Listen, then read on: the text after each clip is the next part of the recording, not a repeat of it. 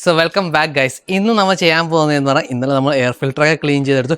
ഇന്ന് നമ്മൾ engine bay full clean ചെയ്യാൻ വേണ്ടി പോകാം കേട്ടോ. പ്രോപ്പറായിട്ട് ഇപ്പോൾ തന്നെ കാണാൻ കുഴപ്പമൊന്നുമില്ല, പക്ഷേ കുറച്ച് പൊടിയൊക്കെ ഉണ്ട് ഓവർ ടൈം. ഞാൻ എല്ലാ 7500 കിലോമീറ്റേഴ്സിനും എപ്പോഴൊക്കെ അധികം ചെളിയൊക്കെ പിടിച്ച് കഴിഞ്ഞാൽ ഞാൻ ക്ലീൻ ചെയ്തെടുക്കാം. സോ എൻ്റെ ക്ലീനിങ് റൂട്ടീൻ ഞാൻ എൻ്റെ ഫോട്ടോസൊക്കെ ഇൻസ്റ്റാഗ്രാമിൽ പോസ്റ്റ് ചെയ്തപ്പോൾ ഈ എൻജിൻ ബേയുടെ ഫോട്ടോസൊക്കെ പോസ്റ്റ് ചെയ്തപ്പോൾ കുറേ പേര് ചോദിച്ചിട്ടുണ്ടായിരുന്നു എങ്ങനെ ക്ലീൻ ചെയ്യുന്നതെന്ന്, എങ്ങനെ ദ റൈറ്റ് വേ അല്ലെങ്കിൽ safe way to clean your engine bay പറഞ്ഞുതരാം.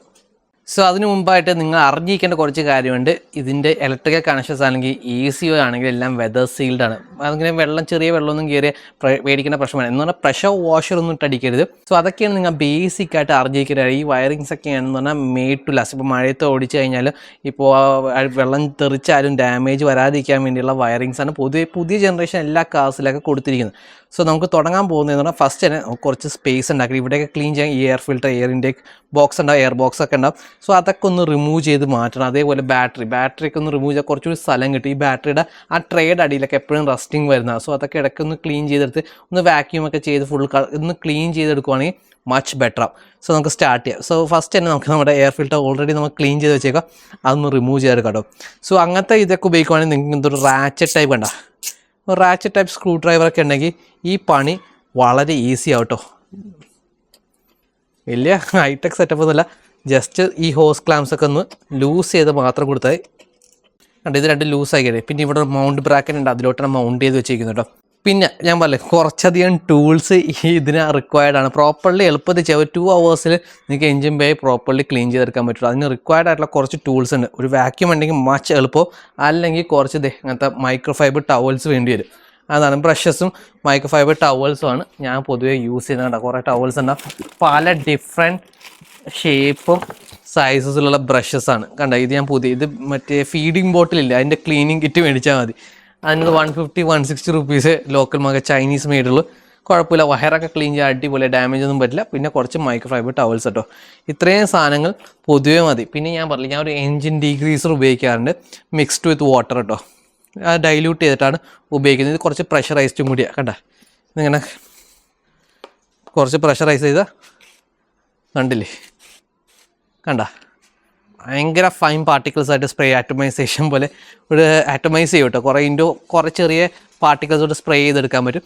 പിന്നെ നിങ്ങൾക്ക് ഈ വണ്ടിയുടെ കുറേ സാധനം അതിൻ്റെ ഇൻസുലേഷൻ അതൊക്കെ റിമൂവ് ചെയ്യാൻ, എയർ ഫിൽറ്റർ ബോക്സ്, ബാറ്ററിയൊക്കെ റിമൂവ് ചെയ്യാൻ വേണ്ടിയുള്ള ടൂൾസ് റിക്വയർഡ്. ഞാൻ ഉപയോഗിക്കുന്ന ഒരു 1/2 inch ഡ്രൈവിൻ്റെ റെഞ്ചാണ് ഉപയോഗിക്കുന്നത്, സ്റ്റാൻലിയുടെ. വലിയ ക്വാളിറ്റി ഇല്ലാത്ത, ഞാൻ എൻ്റെ വർക്ക് യൂസിന് മാത്രം ഉപയോഗിക്കുന്ന, ലോക്കൽ യൂസും ഇവിടുത്തെ പണികളൊക്കെ ചെയ്യാൻ വേണ്ടി. വ്യത്യാസം വരുന്നതെന്ന് പറഞ്ഞാൽ ഇത് കണ്ടില്ലേ, ഇതിപ്പോൾ നമ്മുടെ 14mm ആണ്. 14mm പ്രശ്നം വരുന്നത് ഇതിൻ്റെ ടോളറൻസസ് ആണ് പ്രശ്നം വരുന്നത്.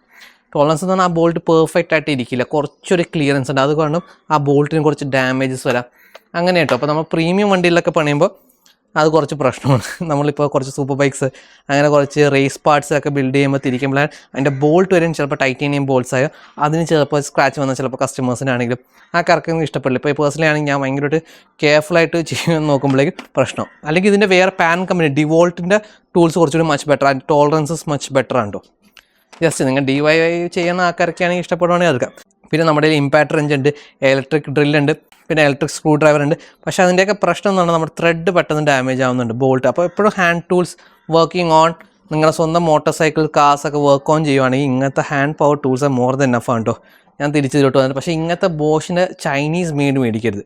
ഇതൊക്കെ ചില ടൂൾസൊക്കെ എന്ന് പറഞ്ഞാൽ ഇത് കുഴപ്പമില്ല, പക്ഷെ എന്നാലും ഞാൻ പറഞ്ഞില്ലേ പെട്ടെന്ന് റസ്റ്റിംഗ് ആവുന്നു. ഇത് ലെസ് ദൻ 2 weeks ഓൾഡ്. അപ്പോഴേക്കും ദൈവത്തെ അതിൻ്റെ ബിറ്റ്സ്, അതിൻ്റെ ടൂൾ എൻഡ്സൊക്കെ വന്ന് കംപ്ലീറ്റ്ലി റസ്റ്റഡായി, ബാഡ് ക്വാളിറ്റി. സ്റ്റാൻഡേർഡ് വലിയ കുഴപ്പമില്ല എന്നാലും, പക്ഷേ എന്നാലും എൻ്റെ ടോളറൻസസ് ഭയങ്കര മോശം. അപ്പോൾ നമുക്ക് എയർ ഫിൽറ്റർ ഊരാൻ വേണ്ടി 11mm ആണ് എൻ്റെ ഓർമ്മയിൽ. 11mm എടുക്കുക, ഒരു എക്സ്റ്റൻഷൻ എടുക്കുക. പിന്നെ കുറേ ചോദിക്കും എൻജിൻ ചൂടാക്കിയിട്ട് വേണോ തണുപ്പിച്ചിട്ട് വേണോ ചെയ്യാമെന്ന് ചോദിക്കട്ടോ. സോ അത് നല്ല എൻജിൻ വോമായിട്ട് നമുക്ക് തൊടാൻ പറ്റണ്ട, തൊട്ടിട്ട് കൈകൊള്ളാത്ത രീതിയിലത്തെ സെറ്റപ്പ്. കുറച്ച് കൂളാണെങ്കിൽ പ്രശ്നം എന്ന് പറഞ്ഞാൽ അധികം ഡേർട്ട് റിമൂവ് ചെയ്യാൻ പറ്റില്ല. അപ്പോൾ വോമാണ്, ടെമ്പറേച്ചർ ഉണ്ടെങ്കിൽ ഈ ഡേർട്ട് സോപ്പൊക്കെ വീഴുകയാണെങ്കിൽ ആ ഡീഗ്രീസ് വീണെങ്കിൽ പെട്ടെന്ന് അജിറ്റേറ്റ് ചെയ്യും, ആ ഡേർട്ടൊക്കെ റിമൂവ് ചെയ്യാൻ ഹെൽപ്പ് ചെയ്യും. അതുകൊണ്ട് നമ്മൾ പാത്രങ്ങളൊക്കെ ചൂടുവെള്ളത്തിൽ കഴുകുന്നത് കേട്ടോ. ചൂടുവെള്ളത്തിൽ കഴുകുക, അല്ലെങ്കിൽ ക്ലോത്ത്സൊക്കെ ചൂടുവെള്ളത്തിൽ ചെയ്താൽ പെട്ടെന്ന് ക്ലീൻ ആകുമെന്ന് പറയില്ലേ. ടൂളെടുത്ത് സൂക്ഷിച്ചൊക്കെ വെക്കുക. എൻജിൻ ബേയിലൊക്കെ ഈ 10mm ബോൾട്ടൊക്കെ എത്ര വേണ്ട കണ്ട. എയർ ഫിൽറ്റർ നമ്മൾ റിമൂവ് ചെയ്ത് നമുക്ക് സേഫായിട്ട് മാറ്റി വെക്കാം. എന്നിട്ട് ഞാൻ സാധാരണ ചെയ്യണ പണിയെന്ന് പറഞ്ഞാൽ ഈ ബോൾട്ടൊക്കെ ഊരിയ ബോൾട്ട് അവിടെ തന്നെ തിരിച്ചിട്ട് വെക്കും. മനസ്സിലായി? അപ്പോൾ കയ്യിൽ നിന്ന് നഷ്ടപ്പെടുന്ന പേടിയും വേണ്ട. മാത്രമല്ല വെള്ളം ഇതിൻ്റെ ഇടയിൽ കയറി ഈ ബോൾട്ടിൻ്റെ ഉള്ളിൽ കയറി കുറച്ച് നേരം കിടക്കുവാണെങ്കിൽ റസ്റ്റിങ് വരാൻ, തിരിച്ച് ടൈറ്റ് ചെയ്യുമ്പോഴൊക്കെ വരാം. സോ അതൊന്നും വരാണ്ടിരിക്കാൻ വേണ്ടിയിട്ടാണ് ചെയ്യുന്നത്. പിന്നെ ഈ ക്യാപ്സ് ഒക്കെ ഇല്ലേ, ഈ ക്യാപ്സ് ഒക്കെ പ്രോപ്പർലി ടൈറ്റ് ക്ലോസ്ഡ് ആണെന്ന് മാത്രം ചെക്ക് ചെയ്യുക. ഇനി നമ്മൾ ചെയ്യാണ്ട് നമ്മുടെ ഇത് കണ്ടില്ലേ, ബാറ്ററി റിമൂവ് ചെയ്യാം കേട്ടോ. ഈ ക്യാപ്പുണ്ട്, ഇതിങ്ങനെ റിമൂവ് ചെയ്ത് മാറ്റി വെക്കാം. സോ ഫസ്റ്റ് തന്നെ ബാറ്ററി ഡിസ്കണക്ട് ചെയ്യുമ്പോൾ നെഗറ്റീവ് ടേമിൽ ഇത് കണ്ടെങ്കിൽ ഇങ്ങനത്തെ ഒരു ക്ലിപ്പായിരിക്കും. ജസ്റ്റ് പുള്ളിങ് ചെയ്ത് കഴിഞ്ഞാൽ നമുക്കിങ്ങനെ ബാറ്ററി റിമൂവ് ചെയ്യാൻ പറ്റുള്ളൂ. ഇങ്ങനെ റിമൂവ് ചെയ്ത് കഴിയുമ്പോൾ ഇത് ഒറ്റയടിക്ക് നിങ്ങൾ കണ്ടുകൊണ്ട് വീഡിയോ ചെയ്ത് കേട്ടോ. ആദ്യം ഈ വീഡിയോ കാണാം, എന്നിട്ട് വേണം ഈ വണ്ടി പണിയായിട്ട്. സോ ഈ നെഗറ്റീവ് ടേമിൽ ഊരുമ്പോൾ നിങ്ങളുടെ ഡേറ്റും ടൈമും മാറുന്ന മാത്രം ഇൻഫർടൈൻമെൻറ്റ് സിസ്റ്റത്തിൻ്റെ ആ ലോക്കൊക്കെ ആവട്ടെ, എസ്പെഷ്യലി ഫിയറ്റിൻ്റെയൊക്കെ ലോക്കായി പോകും. പിന്നെ ഒരു കോഡ് അടിച്ച് കൊടുത്താൽ അൺലോക്ക് ചെയ്യാൻ പറ്റില്ല. ആ കോഡൊക്കെ ഓണേഴ്സ് മാനുവലുണ്ട്, അത് നോക്കി ടൈപ്പ് ചെയ്ത് കൊടുത്താൽ എന്തോ 777 സ്റ്റാർട്ട് ചെയ്യാൻ ഡിജിറ്റ് വെച്ചിട്ടുള്ള ഒരു 6 ഡിജിറ്റ് കോഡ് എന്തോ. അപ്പോൾ അതും ഓർത്ത് വെക്കണം കേട്ടോ. ഫസ്റ്റ് എപ്പോഴും നെഗറ്റീവ് ടേമിൽ ഊരുക, എന്നിട്ട് നിങ്ങൾ പോസിറ്റീവ് ഊരുക കേട്ടോ. ഫുള്ളായിട്ട് ഊരിയെടുക്കണം, ലൂസാക്കിയിട്ട് മാറ്റി വെച്ചാൽ മതി. കണ്ട എത്ര പൊടിയാന്ന് നോക്ക്. എന്നിട്ട് ഈ ബാറ്ററി ഇട്ടൊക്കെ കണ്ട ഇത് ഫുള്ള് റസ്റ്റിംഗ് ആയിട്ടാണ്. ഇതൊന്നും കൊണ്ട് റീപെയിൻറ്റ് ചെയ്യണം, എന്തെങ്കിലും പ്രൊട്ടക്റ്റീവ് കോട്ടിങ് അടിക്കണം. അത് നമുക്ക് ചെയ്യാം കേട്ടോ. അത് നമുക്ക് ചെയ്ത് സെറ്റാക്കി എടുക്കാം. അല്ലെങ്കിൽ ഇത് ഓവർ ടൈം ഇതിൻ്റെ സ്പെയർ പാർട്ടൊന്നും കിട്ടില്ല. അപ്പോൾ ഞാൻ നേരത്തെ ഇത് എപ്പോഴും ക്ലീനൊക്കെ ആക്കി വെക്കുന്നതുകൊണ്ട് വലിയ പ്രശ്നമില്ല. പക്ഷെ എന്നാലും കണ്ട് പൊടിയും മണ്ണൊക്കെ ഈ ബാറ്ററി ട്രേയിലേക്കും. ഇത് പ്ലാസ്റ്റിക് ബാറ്ററി, ചിലതിൻ്റെയൊക്കെ മെറ്റലായിരിക്കും. മെറ്റൽ ട്രേ ഒക്കെ പെട്ടെന്ന് റസ്റ്റിങ് വന്ന് ഫുള്ള് പോകും. അതേപോലെ ആ ക്ലാമ്പ് ഉണ്ടല്ലോ, ആ ക്ലാമ്പ് വരെ റസ്റ്റ് ആയിട്ടുണ്ട്. സോ നമുക്ക് ഇനി ചെയ്യാനുള്ളതെന്നാൽ നമ്മൾ കണ്ട ഈ ഏരിയയൊക്കെ ഓൾമോസ്റ്റ് നമ്മൾ ക്ലീൻ ആക്കി എടുത്തിട്ടുണ്ടോ. ഇനി നമുക്ക് ഫുൾ ഏരിയ കിട്ടിയിട്ടുണ്ട്. ഇവിടെയൊക്കെ ചെളിയും മണ്ണൊക്കെ ഇരിക്കുന്ന കണ്ടില്ലേ, അതൊക്കെ നമുക്ക് ഫുൾ ക്ലീൻ ചെയ്താൽ ഇത് സെറ്റപ്പായി വരും. അപ്പോൾ നമുക്ക് തുടങ്ങാം. സോ ഫസ്റ്റ് നമ്മൾ ഡ്രൈ ക്ലീൻ ആണോ ചെയ്യാൻ പോകുന്നത്. ഡ്രൈ ക്ലീൻ ചെയ്യാൻ വേണ്ടി നിങ്ങൾക്ക് വാക്യൂം ക്ലീനർ ഉപയോഗിക്കാം. വാക്യൂം ക്ലീനർ പറ്റുന്നത് ഈ ബ്രഷ് ടിപ്പുള്ള വാക്യൂം ക്ലീനർ ആണെങ്കിൽ അടിപൊളിയായിട്ട് ക്ലീൻ ചെയ്തെടുക്കാം. അല്ലെങ്കിൽ നിങ്ങൾക്ക് ഒരു മൈക്രോ ഫൈബർ ടവലും സാധാ ഒരു ബ്രഷും വെച്ച് തുടച്ചു തുടങ്ങാം. എല്ലാ ഡേർട്ട് കംപ്ലീറ്റ്ലി എടുക്കാൻ നോക്കട്ടോ. അതാണ് ഫസ്റ്റ് സ്റ്റെപ്പ്. നോക്കിക്കോ.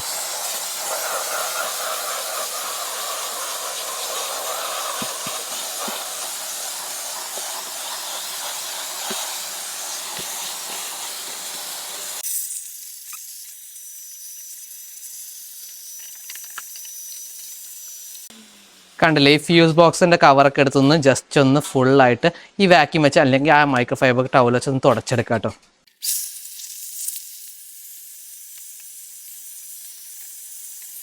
സോ വാക്യൂം ക്ലീനർ ഇല്ലാത്തവർ ചെയ്യേണ്ടതെന്ന് പറഞ്ഞാൽ ഇങ്ങനത്തെ ഒരു ബ്രഷ് എടുത്ത് ജസ്റ്റ് എല്ലായിടത്തും ഒന്ന് ഉരച്ചു കൊടുക്കാം.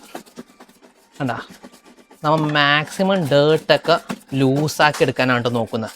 എന്നിട്ട് നമ്മൾ ക്ലീൻ ചെയ്യുമ്പോഴേക്കും ഭയങ്കര എളുപ്പത്തിൽ അത് റിമൂവ് ചെയ്തെടുക്കാൻ പറ്റും. അവസാനത്തെ സ്റ്റെപ്പ് മൈക്രോ ഫൈബർ ടവലിട്ട് എല്ലാം ഒന്ന് ക്ലീൻ ചെയ്തെടുക്കുക. അപ്പോൾ നമ്മുടെ പിന്നെ ഡീഗ്രീസർ ഉപയോഗിക്കുമ്പോൾ അടുത്ത സ്റ്റെപ്പിലാകുമ്പോഴേക്കും കുറച്ചുകൂടി എളുപ്പമില്ല. അപ്പോൾ നമ്മുടെ ബേസിക് ഡ്രൈ ക്ലീൻ കഴിഞ്ഞിട്ട് ഇനി നമുക്ക് നമ്മുടെ ഡീഗ്രീസർ എടുക്കാം.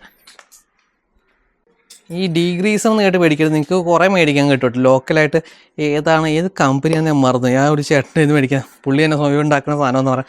വിലയും കുറവാണ്. ഡീഗ്രീസറ വയർ ഈ കേബിൾസ് ഒന്നും വലിയ ഡാമേജ് ചെയ്യില്ല. കണ്ട, ജസ്റ്റ് ഇവിടെ എടുത്ത് കുറച്ചൊന്ന് പ്രഷറൈസ്, ഇത്ര ഇതുണ്ട്.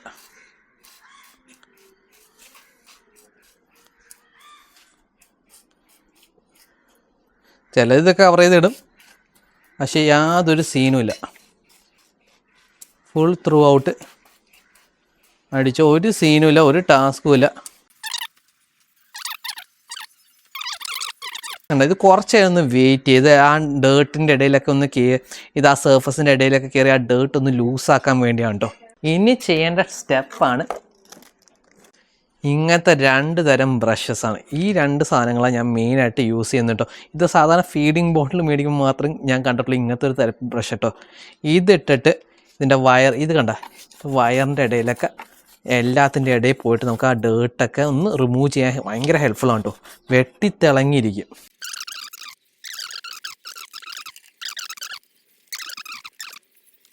ഈ ബ്രഷ് കണ്ടില്ലേ, ഇത് ഡീഫോം ആയിട്ട് എല്ലായിടത്തും കയറും കേട്ടോ. ഇതിൻ്റെ പുറകിലൊക്കെ പോയി ക്ലീൻ ആക്കണം കണ്ടില്ലേ, പുതുപുത്തം പോലെ ആക്കി തരും. പക്ഷെ പെട്ടെന്ന് ഡാമേജ് ആവട്ടെ ഈ ബ്രഷ്. പക്ഷേ അതാണ് ബേബി ഫീഡിങ് ബോട്ടിൽ ക്ലീനിങ് ബ്രഷ് ആട്ടോ. കടയിൽ ചെന്ന് മേടിക്കുക. ഇപ്പോൾ ഇത് ഇതിൻ്റെ ഇടയിലൊക്കെ ഉണ്ട്, ഫ്യൂസ് ബോക്സിൻ്റെ ഇടയിലൊക്കെയാണ് കറക്റ്റ് ഇറങ്ങി അത് അങ്ങോട്ട് ക്ലീൻ ചെയ്തെടുത്തോളൂ. എന്നിട്ട് ആ ക്ലീൻ മൈക്രോ ഫൈബർ ടൈപ്പ് വെച്ച് എല്ലായിടത്തും തുടക്കുക. ഈ ഡീഗ്രീസറൊക്കെ റിമൂവ് ചെയ്തെടുക്കുക. അതിനോടൊപ്പം തന്നെ എല്ലാ ഡേർട്ടും പോകുന്നതായിക്കോട്ടോ. നമ്മൾ ആദ്യം തന്നെ എല്ലാ ഡേർട്ടും റിമൂവ് ചെയ്തെടുത്തുകൊണ്ട് ആ ഡസ്റ്റൊക്കെ എടുത്തതുകൊണ്ട് നമ്മൾ മൈക്രോ ഫൈബർ ഇപ്പോഴും ക്ലീനാണ് കേട്ടോ. അല്ലെങ്കിൽ അത് ഭയങ്കര പൊടി പിടിച്ച് ഭയങ്കര ചെളി പിടിച്ചൊക്കെ ഇരിക്കും.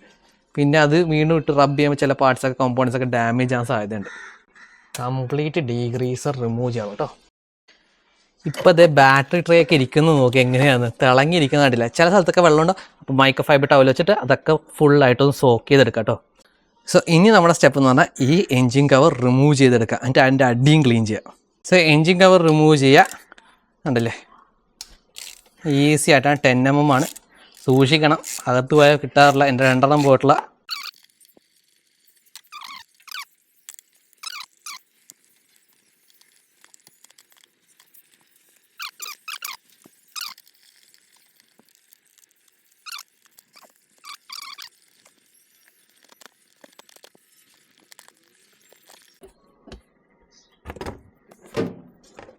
എന്നിട്ട് ഇങ്ങനെ സൂക്ഷിച്ചെടുത്ത് മാറ്റി വെക്കാം. കണ്ടത് ഇവിടെ ഒരു ഹീറ്റ് ഷീൽഡിങ് കൊടുത്തിട്ടുണ്ട്, ഡാമ്പനിങ് ഒക്കെ കൊടുത്തിട്ടുണ്ട് കേട്ടോ. സോ കണ്ടില്ലേ, ഈ 2 സൈഡ്സ് നമുക്ക് ക്ലീൻ ചെയ്യാം. ഇനി നമുക്ക് എൻജിൻ്റെ ടോപ്പ് ഓഫ് ദ എൻജിനും കൂടി ക്ലീൻ ചെയ്യാണ്ട് തുടങ്ങാം. സോ ഇനി top of the engine clean ചെയ്യാൻ വേണ്ടി നിങ്ങളുടെ ഡീഗ്രീസർ എടുക്കുക. എന്നിട്ട് സാധാ ബ്രഷും വെച്ചിട്ടാണെങ്കിൽ നിങ്ങൾക്ക് ക്ലീൻ ചെയ്യാം കേട്ടോ. ചെറുതായിട്ട് എല്ലായിടത്തുനിന്നും സ്പ്രേ ചെയ്ത് കൊടുക്കുക. എന്നിട്ട് ഈ ബ്രഷ് ഉണ്ട്, ഈ ബ്രഷ് എല്ലാത്തിൻ്റെ ഇടയിൽ കയറും. അതാണ് ഈ ബ്രഷിൻ്റെ പ്രത്യേകത. കണ്ട, ഇങ്ങനത്തെ ബ്രഷ് ഉണ്ട്, ഇതും വെച്ചിട്ട് ഞാൻ ഇങ്ങനെ ക്ലീൻ ചെയ്യാം കേട്ടോ. ഇതാകുമ്പോൾ ഈ കോയിൽസിൻ്റെ ഇടയിലൊക്കെ കയറി ക്ലീൻ ചെയ്യാൻ അടിപൊളിയാണ്. കണ്ടില്ലേ, എന്നിട്ട് മൈക്രോ ഫൈബർ ടവൽ വെച്ച് ജസ്റ്റ് ഒന്ന് തുടച്ച് ഇവിടുത്തെ കാണുന്ന ഡേർട്ടൊക്കെ ഒന്ന് റിമൂവ് ചെയ്തെടുക്കുമ്പോൾ തന്നെ എന്ത് ക്ലീനായി വന്ന് നോക്ക്. സോ നിങ്ങളുടെ എൻജിൻ്റെ ടോപ്പിൽ കുറേ ഓയിൽ, കുറേ ഈ ഡെബ്രി, അങ്ങനത്തെ കുറേ റെസിഡ്യൂ ഒക്കെ ബാക്കിയുണ്ട്, അതിൽ കുറേ ചെടിയൊക്കെ പിടിച്ചിരിക്കുന്നുണ്ടെങ്കിൽ നിങ്ങൾക്ക് ഈ ഇഗ്നിഷൻ കോയിലൊക്കെ റിമൂവ് ചെയ്തിട്ട് കുറച്ചുകൂടി ക്ലീൻ ആയിട്ട് ഈ ബ്രഷസ് ഒക്കെ വെച്ച് വീണ്ടും കുറച്ചും കൂടി ഡീറ്റെയിൽ ആക്കി എടുക്കാൻ പറ്റുന്നതാണ് കേട്ടോ. ഇപ്പോൾ ഇത് കണ്ടില്ലേ, ഓൾറെഡി നല്ല ക്ലീൻ ആക്കിയാണ്. ഇനിയും ക്ലീൻ ആക്കാൻ ഇനി ഞാൻ വേറൊരു മെഷീൻ ടൂൾ ഇട്ടിട്ട് കുറച്ചൊന്ന് ഹെഡൊക്കെ പിടിക്കുകയാണെങ്കിൽ കുറച്ചുകൂടി ക്ലീനറായിട്ട് എനിക്ക് എടുക്കാൻ പറ്റും. പക്ഷേ ഇപ്പോൾ തന്നെ ഇറ്റ്സ് പ്രിറ്റി ക്ലീൻ. നോക്കി, ഇതൊക്കെ നിൽക്കുന്നുണ്ടല്ലേ, കളർ നോക്ക്, സെറ്റപ്പ് ആയിട്ടില്ലേ. സോ കഴിഞ്ഞിട്ടില്ല, ഇതിൻ്റെ ഈ 2 സൈസ് നമുക്ക് ക്ലീൻ ചെയ്യാണ്ട് അതിനോടൊപ്പം തന്നെ ഈ ഹുഡ് കണ്ടില്ലേ, ഹുഡ് ലൈനറൊക്കെ നമുക്ക് ക്ലീൻ ചെയ്തെടുക്കാം. കാരണം ഇങ്ങനത്തെ ഒരു ബ്രഷ് ഉണ്ടെങ്കിൽ ഇതിൻ്റെ സൈഡിലൊക്കെ ഇട്ട് ഫോം ബ്രഷാണ് നല്ല ക്ലീനിങ് കേട്ടോ. വയ ബ്രഷ് കിട്ടും, പക്ഷേ അതിനെക്കാട്ടി എഫക്റ്റീവായിട്ട് ക്ലീൻ ചെയ്യണം ഈ ഫോം ബ്രഷാണ്. ഇവിടെ അങ്ങോട്ട് ക്ലീൻ ചെയ്യുക, എന്നിട്ട് മൈക്രോ ഫൈബർ ടവൽ വെച്ചിട്ട് ഒന്ന് തുടച്ചെടുക്കുക. എന്നിട്ട് കണ്ടില്ലേ, ഹുഡിൻ്റെ അവിടെ ജസ്റ്റ് ഒന്ന് ഫുള്ളായിട്ട് അടിച്ച് ആ ഡേർട്ടൊക്കെ ഒന്ന് സോക്ക് ചെയ്യട്ടെ. എൻ്റെ ഈ ഹുഡ് ലൈന് ഓൾറെഡി ക്ലീൻ ആയിട്ടാണ് ഇരിക്കുന്നത്. കണ്ടില്ല, ഓൾമോസ്റ്റ് എങ്ങനെയാണ് ഫാക്ടറി ചെയ്യുന്നത് അതേപോലെ തന്നെ ഇരിക്കുവാണ്. സോ അത് ക്ലീൻ ചെയ്യേണ്ടത്, നിങ്ങൾ ക്ലീൻ ചെയ്യുവാണെങ്കിൽ ജസ്റ്റ് വെള്ളം ഒഴിച്ച് ഇങ്ങനെ ക്ലീൻ ചെയ്ത് വെക്കരുത്. കാരണം ഇതിൻ്റെ മുകളിൽ നനവ് ഇരിക്കുവാണെങ്കിൽ ഈ ഹുഡിന് റസ്റ്റിംഗ് ഒക്കെ വരാം കേട്ടോ. സോ അപ്പോൾ ഇത് ക്ലീൻ ചെയ്യേണ്ടത് കുറേ ഡേർട്ടിയായിട്ട് കുറേ റെസിഡ്യൂ ഓയിലൊക്കെ ഉണ്ടെങ്കിൽ അതേപോലെ കുറേ ഡിഫറെൻറ്റ് കളറേഷൻസ് അങ്ങനെ ചെളിയൊക്കെ പിടിച്ചിരിക്കുന്ന ഒരു ഹുഡ് ലൈനർ ആണെങ്കിൽ നിങ്ങൾ ഈ ക്ലിപ്സൊക്കെ എടുത്തിട്ട് അത് പുറത്തിട്ട് ക്ലീൻ ചെയ്തിട്ട് ഓണാക്കിയിട്ട് തിരിച്ച് ഫിറ്റ് ചെയ്ത് വെക്കാം കേട്ടോ. പിന്നെ ഞാൻ ചെയ്യുന്നൊരു എക്സ്ട്രാ സ്റ്റെപ്പ് എന്ന് പറഞ്ഞാൽ കുറച്ച് ഈ പോർഷനൊക്കെ ഇല്ലേ, അവിടെയൊക്കെ കുറച്ച് വെള്ളം അവിടെയൊക്കെ സ്പ്രേ ചെയ്തിടും കേട്ടോ. ഈ പോർഷൻസിലൊക്കെ കാറിൻ്റെ ബോഡി എക്സ്പോസ് ചെയ്ത പോർഷൻസിലൊക്കെ കുറച്ച് വെള്ളം ഇങ്ങനെ സ്പ്രേ ചെയ്തിടും. സോ പിന്നെ ഞാൻ ചെയ്യുന്നൊരു സ്റ്റെപ്പ് എന്ന് പറഞ്ഞാൽ കണ്ടത് വാക്സ് ആൻഡ് ഡ്രൈ എന്ന് പറഞ്ഞ സാധനം കേട്ടോ. ഇതെടുത്തിട്ട് ആ പോർഷനിലൊക്കെ ഒന്ന് സ്പ്രേ ചെയ്ത് കൊടുക്കാം, ഒന്ന് ക്ലീൻ ആയിരിക്കാൻ വേണ്ടിയാണ്. ഒരു ഷൈൻ കിട്ടും, ഷൈനും കുറച്ച് പ്രൊട്ടക്ഷനും കിട്ടാൻ വേണ്ടിയാണ് ഇതങ്ങോട്ട് സൈഡിലോട്ടൊക്കെ വെറ്റായിരിക്കാൻ സ്ഥലത്ത് വേണോട്ട് അടിക്കാൻ കാണിച്ചു തരാം. എന്നിട്ട് ഈ മൈക്രോ ഫൈബർ ടവൽ വെച്ച് ഒന്ന് തുടച്ച് കൊടുത്താൽ മാത്രം മതി.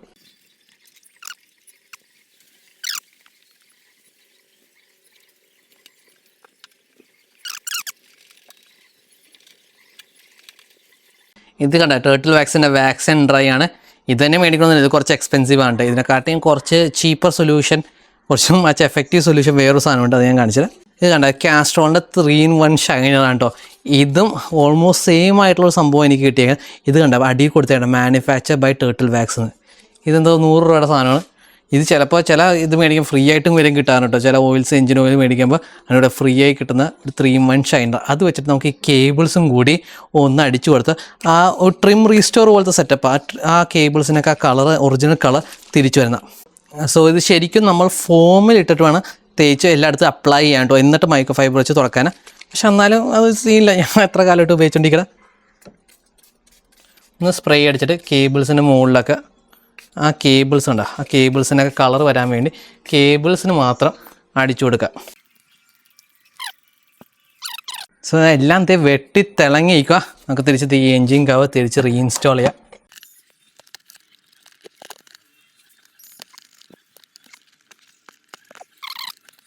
സോ എല്ലാം കഴിഞ്ഞിട്ട് ഇത് കണ്ട ഒരു ക്ലീൻ മൈക്രോ ഫൈബർ ടവലിട്ട് എല്ലാം ഒന്ന് തുടയ്ക്കാം.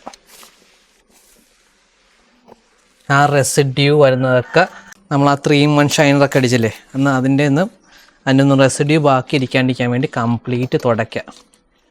എല്ലായിടും തുടച്ചൊന്ന് ക്ലീനാക്കാം. ഇനി നമുക്ക് നമ്മുടെ എയർ ഫിൽറ്റർ BMCയുടെ ട്വിൻ ഹെയർ പവർ ഫിൽറ്ററാണ് കേട്ടോ. അത് ഇൻസ്റ്റാൾ ചെയ്യാൻ സെറ്റ്. ഈ ബാറ്ററിയും കൂടി ഇൻസ്റ്റാൾ ചെയ്താൽ കഴിഞ്ഞു.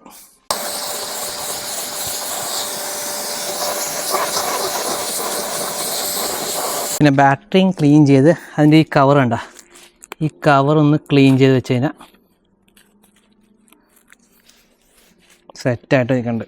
കണ്ട ഇനി ആകെയുള്ള ഈ ക്ലാമ്പ് നമ്മൾ കടയിൽ കൊണ്ടേ കൊടുത്ത് പെയിൻറ്റ് അടിച്ചെടുക്കാം. നമുക്ക് പെയിൻറ്റ് ചെയ്യാൻ പറ്റും, പക്ഷേ അത് പ്രോപ്പർലി നിൽക്കില്ല. ഹീറ്റൊക്കെ വന്നുകൊണ്ട് പോകും. സോ നമുക്കിത് പ്രോപ്പർലി ക്ലീൻ ചെയ്തിട്ട് എന്തെങ്കിലും പ്രൊട്ടക്റ്റീവ് കോട്ടിങ് കൊടുക്കാൻ പറ്റും. സോ നമ്മൾ ബാറ്ററി ഡിസ്കണക്ട് ചെയ്യുമ്പോൾ ആദ്യം നെഗറ്റീവ് ടെർമിനലല്ലേ പറ്റുക. സോ ഇനി റീകണക്ട് ചെയ്യുമ്പോൾ നമ്മൾ ഫസ്റ്റ് ചെയ്യേണ്ടതാണ് പോസിറ്റീവ് ടെർമിനൽ കേട്ടോ. ടെർമിനൽ എടുത്ത് കണക്ട് ചെയ്യുക. ഓവർ ടൈറ്റ് ആക്കണ്ടേ, ജസ്റ്റ് കുറച്ച് ടൈറ്റ് ചെയ്ത് വെച്ചാൽ മതി. എന്നിട്ട് വേണം നെഗറ്റീവ് ടെർമിനൽ കണക്ട് ചെയ്യാം. കണ്ട സ്പാർക്കില്ല, ഒച്ചപ്പാടും ബഹളമൊന്നുമില്ല. സോ ഇങ്ങനെ ചെയ്യാൻ പറയണ കാരണം എന്ന് പറഞ്ഞാൽ ഇപ്പോൾ ചിലപ്പോൾ നമ്മുടെ ബാറ്ററിയൊക്കെ എപ്പോഴാണ് നമ്മൾ ഡിസ്കണക്ട് ചെയ്ത് തിരിച്ച് കണക്ട് ചെയ്യണം. ബാറ്ററി ഡൗൺ ആയി തിരിച്ച് ചാർജ് ചെയ്യുമ്പോഴല്ലേ.